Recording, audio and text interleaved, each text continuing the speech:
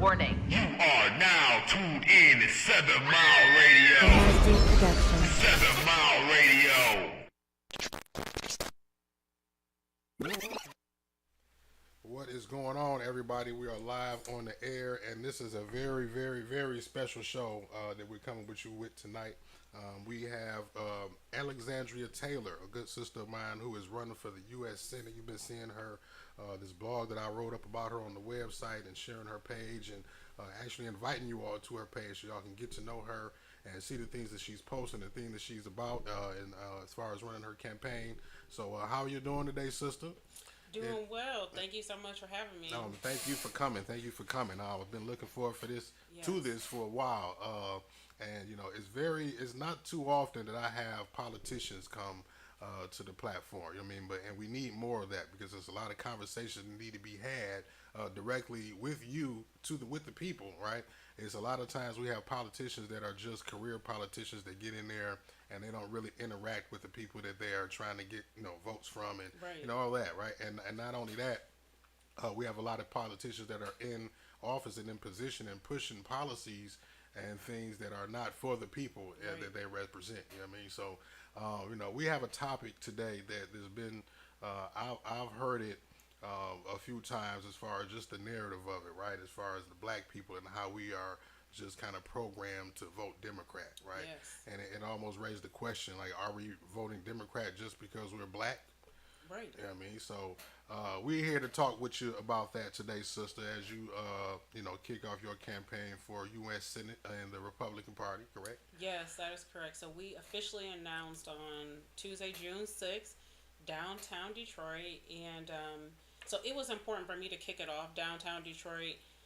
Running as a Republican, one thing I've noticed about Republican candidates is they never come into Detroit. Like, never, which is crazy to me because as you want people in Detroit to vote for you, but you'll go to Grosse Pointe, but never step foot in Detroit. And so it was important for me, somebody who was born in Detroit. My mother moved to Detroit from Mississippi in the 70s as a single mom and made it. And then my dad, born, raised, and died in Detroit on Granville in Chicago. And so it was important for me to start my campaign off in Detroit. That's very important. I would understand that. So, again, you say, and the narrative is, and, the fact is, not a narrative, that the majority of our community in the city of Detroit votes Democrat. Now, why do you feel that is? I think, so let me say this. I grew up Democrat just like every other black person, and my parents are deceased now, but when I think about our household, it was very traditional.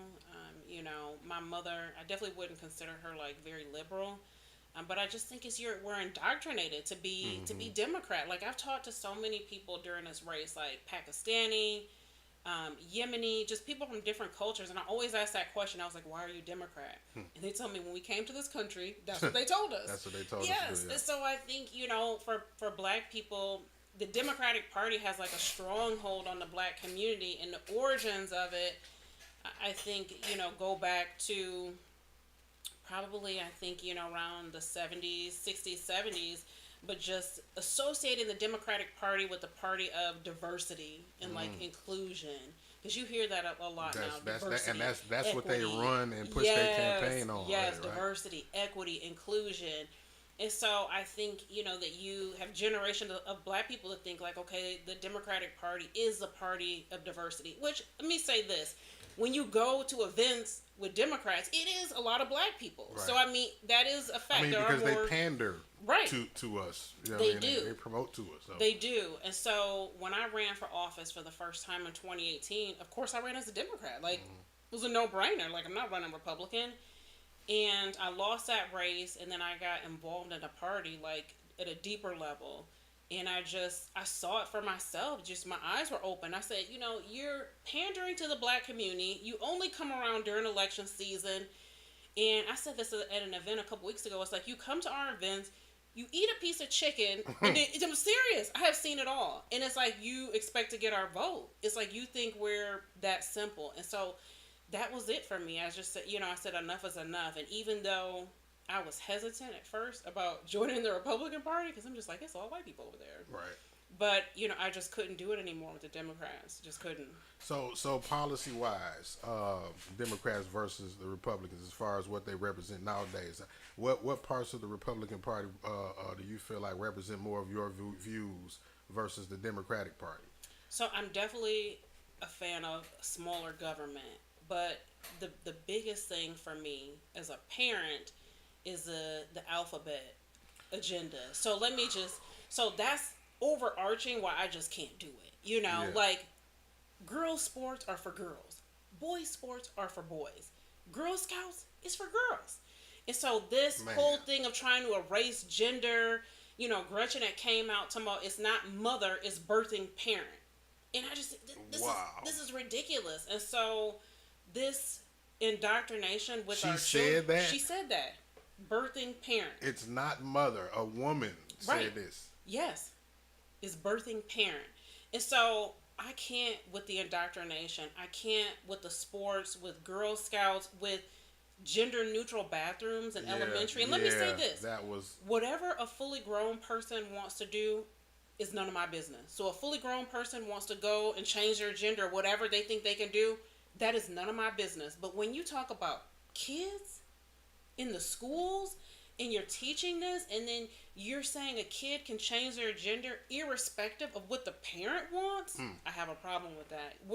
And then beyond that, you're allowing the kid to make a life-changing decision at an age Right. where their brain is not really developed enough to understand the consequences of what they're doing, right?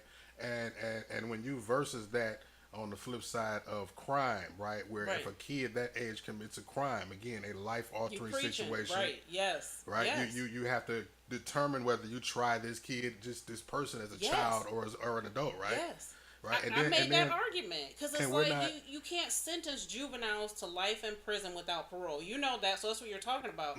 So even just like we were talking earlier about the Oxford shooting, because he's a minor, they had to hold what's called a Miller hearing.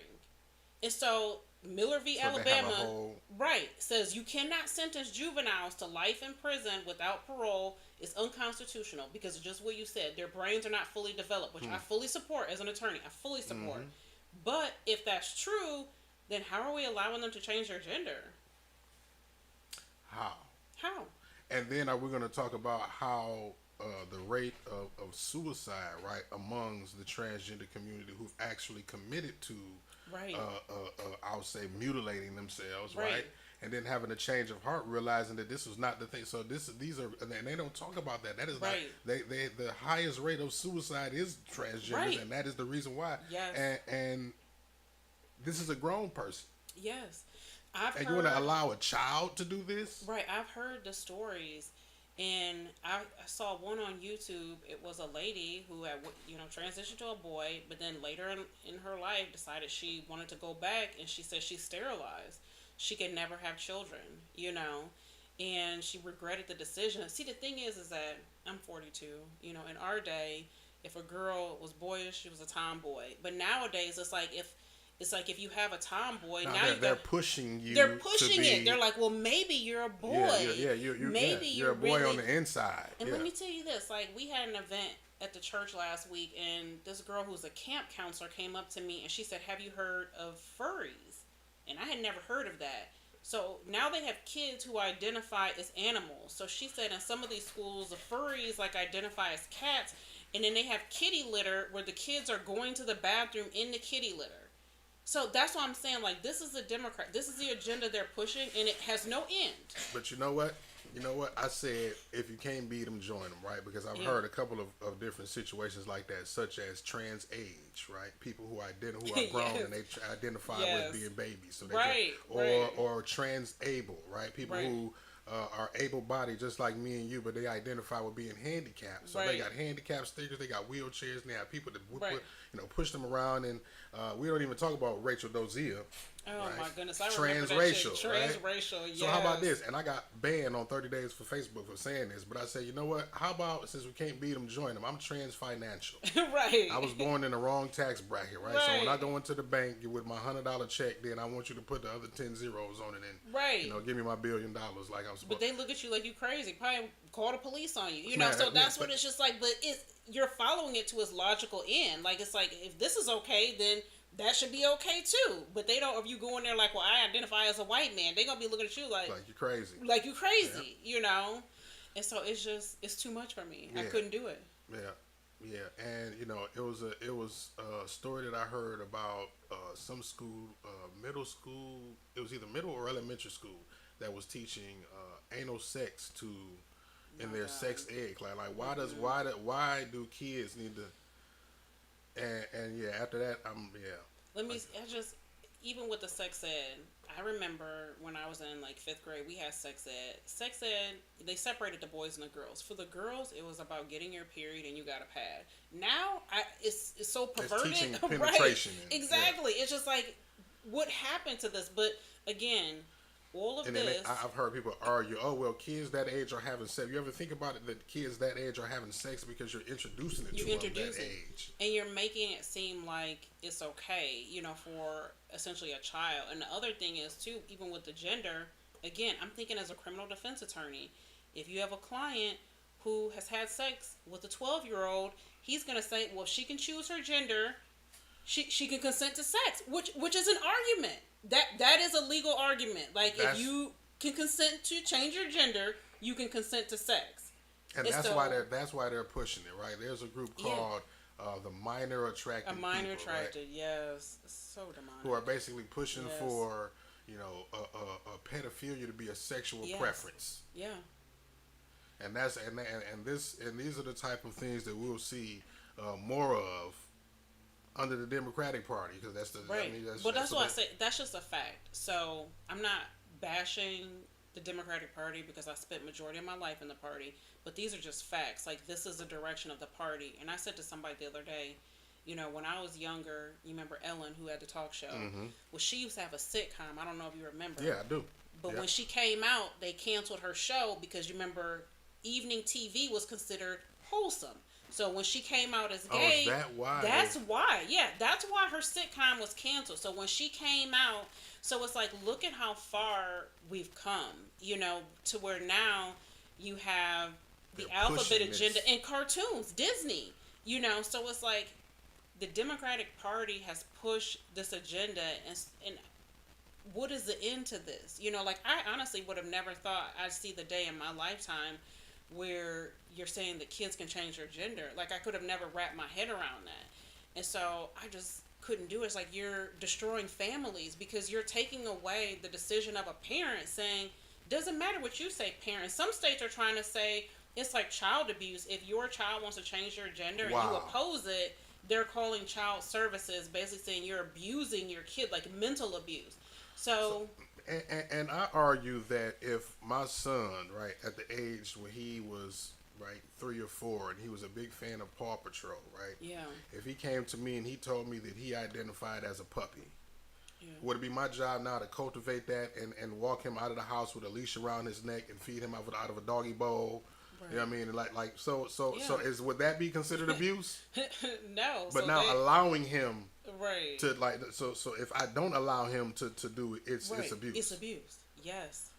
And these are facts that I have checked in other states, and I believe that they want to lay the groundwork to do that same thing here in Michigan. Yeah. And on the flip side of one other issue that I am in favor of the Republican Party on is gun rights. Yes. Yeah. Okay? Because it seems as if every time there's a big situation involving gun, like a mass shooting, right? The first thing to do is take the guns out of the hands of the people who are legally abiding by the law with their guns. Right. You know what I mean? And I feel like that's a very dangerous button to push, a lever to pull when crime is so high. Yes. Especially in the city where we are. You know what I mean? The crime is so high, and it's like we have things going on, like people breaking into the homes of old women and sexually abusing, victimizing them. Basically, like we can't have a party in the government regulating our protection at the same time. But they already did some restrictions, because I'm trying to think.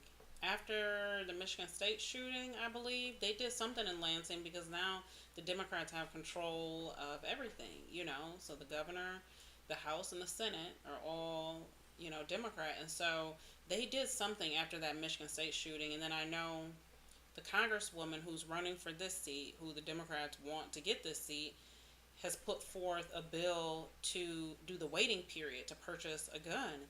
And so it's either 7 or 14 days, but it's like, you only have to wait 24 hours to get an abortion, but you want somebody to wait a week or 2 weeks to buy a gun? But to me, it's all about control, though. Yeah. Like, if you take away the guns, it's like you really got to look at the overall agenda. It's like they're not the party of choice. Like, that's what people think, because they put forth, like, choice when it comes to abortion. But it's really about control, because you saw that with the COVID vaccination. The Democrats wanted to mandate the vaccine. Listen. I was just about to say, on one half, they want to regulate your body. My body, my choice, except if it doesn't agree with our agenda. You took the words right out of my mouth in a nutshell. And it's like, what kind of trickery are you trying to play on the people? Where it's like, you are contradicting yourself in your policies and the things that you represent as a party. Yes. But you want people to vote for that. Yeah. I thank God that I'm self-employed through that, because I wrote exemptions for people, but I also saw friends and colleagues lose their jobs because they refused to get the vaccine. Yeah, and now, right, I heard about, maybe it was the hospitals or maybe a couple of other places where people were coming back suing their place of employment for wrongful termination. I'm suing a hospital now on behalf of a client for a mask exemption, because she had a mask exemption and then they refused to honor it. They were honoring it, and then they just up and decided they were going to stop doing it. And so, you do have these lawsuits now stemming from that period of time. But it was a lot of people that were let go, because, students, like my law clerks for the firm, like at Wayne State said, you can't come back if you don't get the vaccine. And one of my law clerks is Lebanese. Her community doesn't even really believe in the vaccine, but she was so scared. And I told her, I was like, I'll write your exemption. I'll fight for you. She was so scared. She did it. Guess what? After the first one, she had that enlargement of her heart. You know how some people, I can't think of what it's called, but some people had that side effect. And then she had to wear a heart rate monitor. She's still seeing a cardiologist 2 years later. Man, and I seen one of my clients, he just texted me. He has like a conspiracy theory show. Well, I don't even like to call it conspiracy theories now, because a lot of them is not conspiracy, it's the truth. But the key is, a lot of the youngsters has been collapsing on the field. Yes. And one of them just filed a lawsuit because it was they found a connection to the vaccine. Yes. With their heart problems. It's all heart problems. I'm telling you, I do not trust the vaccine. I have no problem saying I've never been vaccinated. That's it. Me either. And guess what? I've had COVID multiple times, and by the grace of God, He brought me through. But I didn't try. I knew something just didn't sit right with me, like the way they were pushing it. No. And even with my son, so he goes to Cass Tech. I had to sign a waiver for him, but they didn't give me any pushback, because at first they were thinking about mandating. What's his name, Vidi? The superintendent of DPS was thinking about mandating, and I was like, don't let him do that, because it's just like, I love Cass Tech, and I didn't want to pull him out. And he's a football player, but I was able to sign the waiver for him. But yeah, I didn't trust it. It's like something, and then what you say, it's like, I feel like they're covering up, because even the stuff with like Jamie Foxx, people were blowing the whistle, like it's for that movie. They made him get the vaccine, and then they were covering that up tough with him. And I feel like, even I saw that live that he did on Instagram, but he still don't look right to me. Yeah, I mean, but see, but the thing about it, he looks flushed. He looks like he had been sick. Like he died and came back. And people say, that's not Jamie. That, like, have you ever seen somebody who had a bad car accident, even that was been in the hospital for a couple of, when they get out, they look flushed, so you can tell that something was really wrong. But it's and you could tell he was crying on that one video. It's like you could tell he went to the brink of death. But it's like they were trying to Yeah. hush that up, and somebody had let it out, like that whatever that new movie that he was in the process of doing had a vaccine requirement. Wow. Yeah, I'm telling you, it's crazy. Yeah, and I know a lot of people who were, who were healthy. Yes. You know what I mean? And people who are even not even that sick Right. when they caught the vaccine. Right. But then when they took the, man, it was a wreck. I can't. Yeah, I don't. And it's obvious. I mean, all the way back down to the Tuskegee Airmen, man. Yeah. Like all the way back in history. Right. What would make you think that they're any safer to deal with now? Any safer? It's like, And they're more why- advanced. They're richer. Why would they're, you trust it? And then you got to get 30 boosters. on So top it's of like, that. right. Yeah. So the first shot, all these boosters, and I read something the other day that there's a booster coming out this fall. I said, yeah, it's a no for me on all of that. But it's just, again, when you look at the party, it was the Democrats who wanted that mandatory vaccine.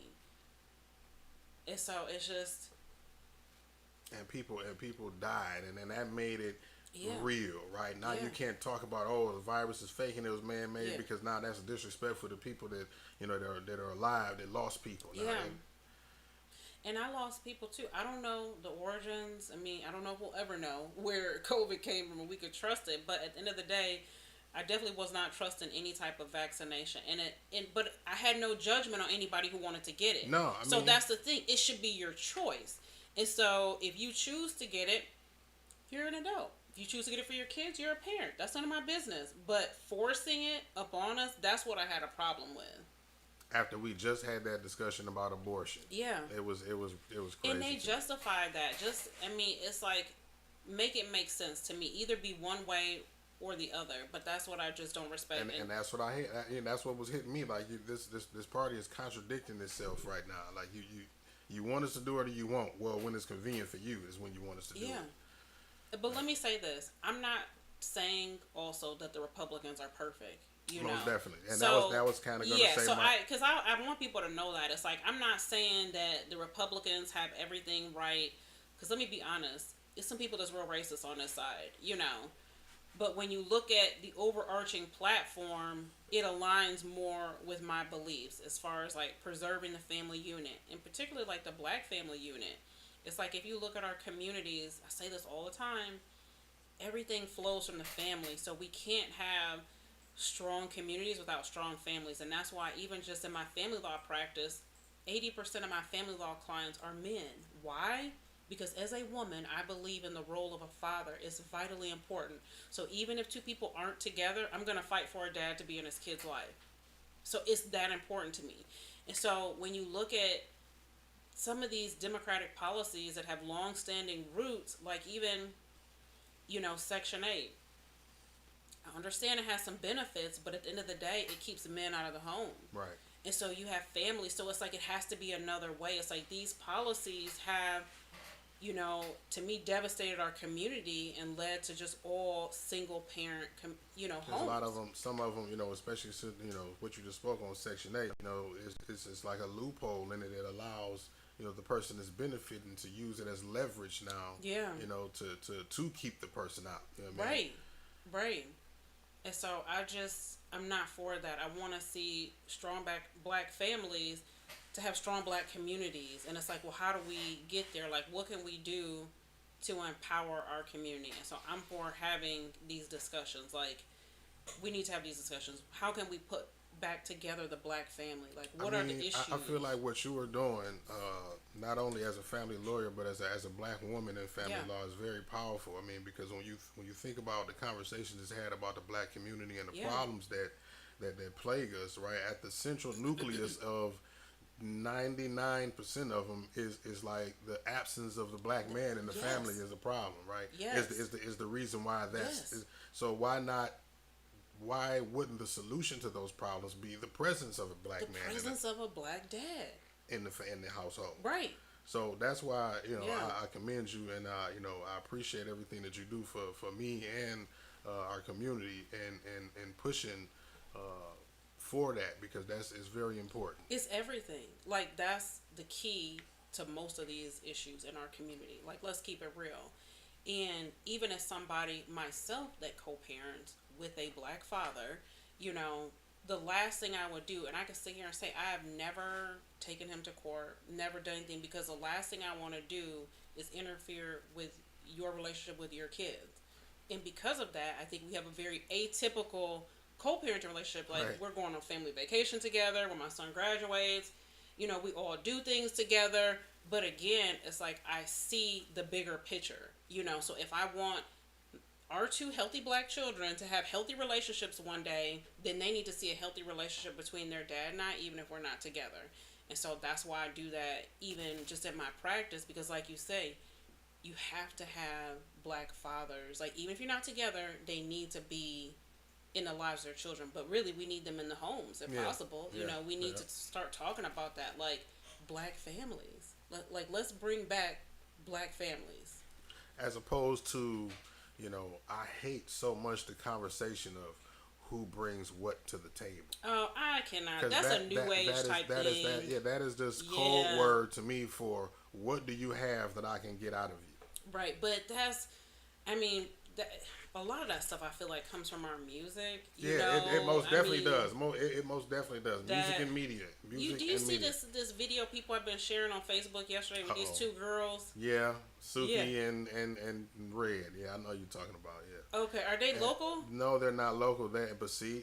But that type of stuff, That you know, sound, it's You know filth. what I said? I said just a couple of days ago. The mainstream music nowadays sounds like the amateur music of the open mics from 20 years ago. Like the Yeah. people that were like nobody is coming up. Like, you know, they Right. sounded like, Right. you know, amateur. Like, now that's what everything sounds like. It's the But mainstream that sound stuff now. is trash. It is. And it's It's a it's different level of. indoctrinating, like with that mentality you say, like, I'm gonna use mine to get what I can, and so it's like I bring this to the table. You know what I mean? So it's like we gotta take some accountability Everybody's as a in community. competition on Right. who has the most. Who has the And when most. it comes to any kind of interaction, it's what can I get out of you in any Yes. situation, whether it's Right. business, whether it be men, women, whatever Yeah. it is. It's, you know, what can I get out? What is it worth it That's for me to it. be? And it's killing us. It's That's killing us. but that's what I say. We have to really have some honest conversations, and it's like about the music and all, because the mindset of young women nowadays, like I feel bad for some of my clients, like the young men. It's like, whoo, Lord, Man, you listen. know, it's like, Lord. Listen. I mean, you'll get caught up real quick. Oh man. It's, Yeah, but, tell I mean, me about it. It's real, so that's where we're at. But we just gotta keep digging to get to the root of that. And I think some of it comes from single parent households where mom is maybe struggling, and then so she, And so then kids now- are and then- exposed and to then- something, Right, you and know. then she has this power, right, that the government has given her. Right. And now she feels emboldened, but at the same time not capable.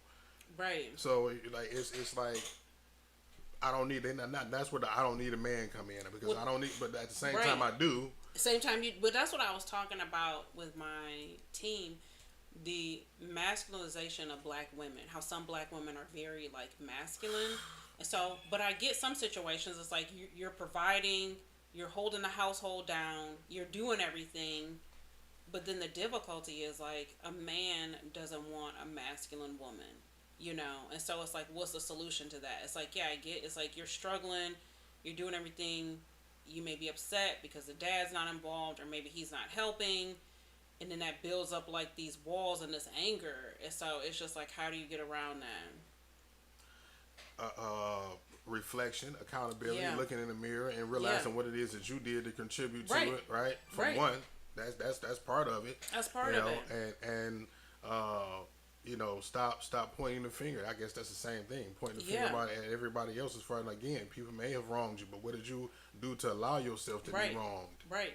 Well, You know? I saw the statistic that's just like, it was specific here to Michigan, but it was basically saying majority of women have kids with the same men. You know, like the percentage wise, it's just like the greater percentage of black men don't have any children. And so most of the women are having kids with this subset of men. And so just like you said, that accountability of, you know, who you're sleeping with, unprotected, you know, reproducing with, you know, like if you already knew they had all these other babies' moms and they're not doing anything with them, then why would you think it would be different?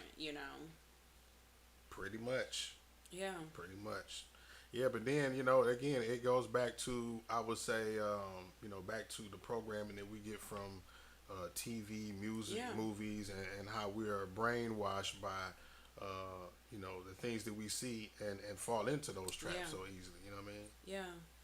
But the thing is that with my campaign, I'm running Republican, but I don't see myself as fitting necessarily in a box because I may not agree 100% with the Republican platform.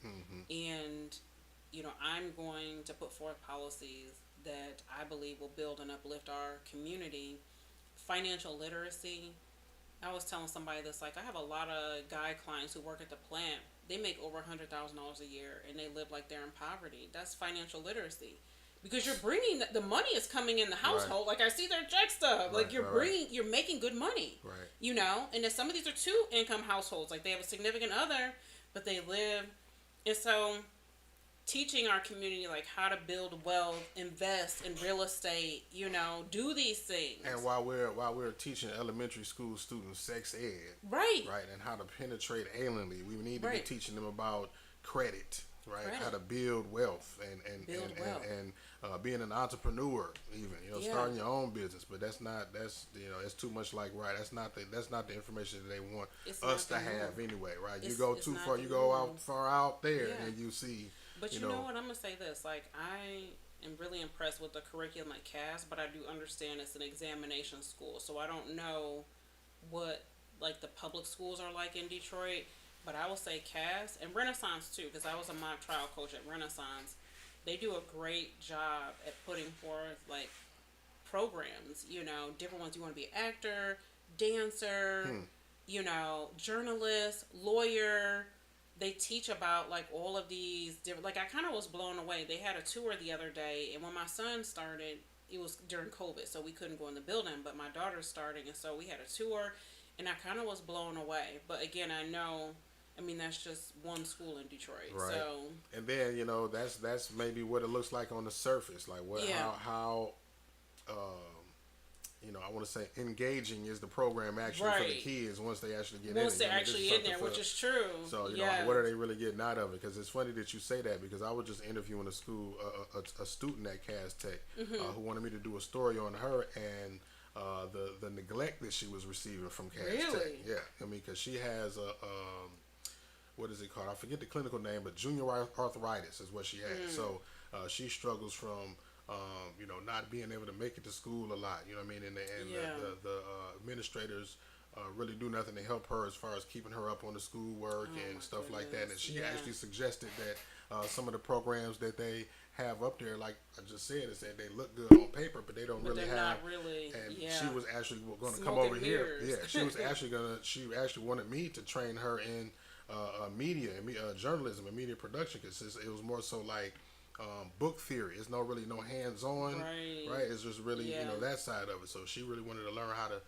do that. So her mom brought her over here, and she did a little interview about the whole situation. I was just like, wow. So that's kind of mind blowing. Yeah. But that's the thing, I don't like we were saying earlier, the smoke and mirrors, with our kids. And that was the whole thing about it being Cass Tech. This is probably the most prestigious. The most prestigious. School. Like I didn't go to Cass, but you talk to anybody who goes to Cass, and it's like you'll hear it different from the people that actually went there than what you hear on the outside. Yeah, probably. yeah. I would imagine. Yeah, so now as far as your campaign, your website, alexandriaforsenate.com. That's where they can go to keep up with everything that you're doing. Everything that we're doing is on the website, and it has a link to all of our social media on there too.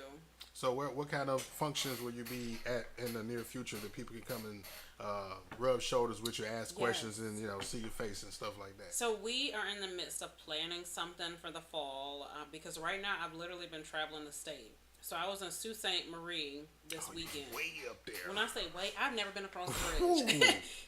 And there's no melanated people up there. Yeah, I would have. Oh my goodness. Yeah, it was like 6 hours away. So we've been traveling. The weekend before I was in Traverse City, Benzie County, which I've learned is the smallest county in Michigan. We were in Harbor Springs, Petoskey. I mean, we've just been making our way all over the state. Yes, all over the state. And so we'll be planning something like a local event, you know, like I said, in the fall time. A couple things probably. Well, yeah, you make sure you keep me updated on that, because I bring the team out and the cameras and, get some footage of you and cover your events and all of that. So, we're making sure that we keep up keep up on everything that you got going on, sister, because we need more people like you that's fighting for people like us, for the causes and issues that are important to us, and really sticking to their guns about being about those things, as opposed to using these campaign, or not campaigns, using these components, these points in the campaign as leverage to bait people into voting for them, and when you get in office, you're not really about that. You know what I mean? That's I would definitely say for people, especially our people, don't write me off because I'm running Republican. Like, hear me out, and after you hear me out, if you decide I'm not for you, that's fine, but at least hear me out. I mean, like I said, just off of the the LGBT agenda and the gun rights, that's more likely the reason why I'm going to switch my card around this time, because it's ridiculous what they pushing. I'm not going to drink the Kool-Aid. Right. Long story short. No. So we got your campaign page, which is Alexandria Taylor on Facebook. Yes. Your Instagram. What is your Instagram? I don't know that one by heart. Alexandria for MI. I had to think about it. I struggle on Instagram. Yeah, me too. Me too. That's why I couldn't Look, the remember. 40 and up, we on Facebook, okay? Right. Catch me on Facebook. There you go. Yep, Facebook, and your website, AlexandriaForSenate. Yes. .com, and I'm sure you'll be back as you keep on with your campaign, and Absolutely. we'll have more conversations with you, and we'll open up the phone lines again. I see that we had one person comment in there, and he said the big long book. I can't really. He said there's many Republicans that are black who do not drink. I just talk about drinking the Kool-Aid. Oh yeah. Yes, many of the rights minorities led by Democrats who had their own motives. Believe in smaller government involvement, hard work and effort should be rewarded. Yeah, help those in need, but not their existence. I guess I'm a re-diplomagan.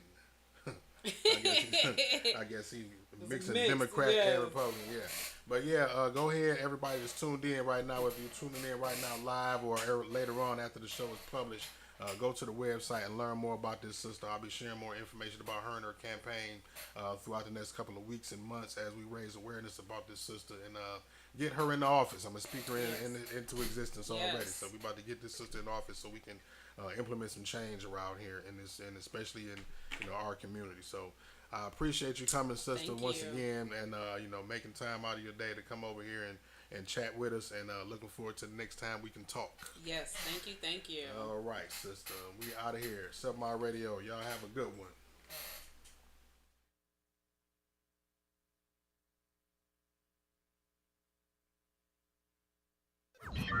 Warning. You are now tuned in to 7 Mile Radio.